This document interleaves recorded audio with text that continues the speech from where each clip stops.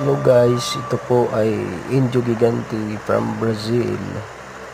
Manok ni Sir Marlo Ilihorde.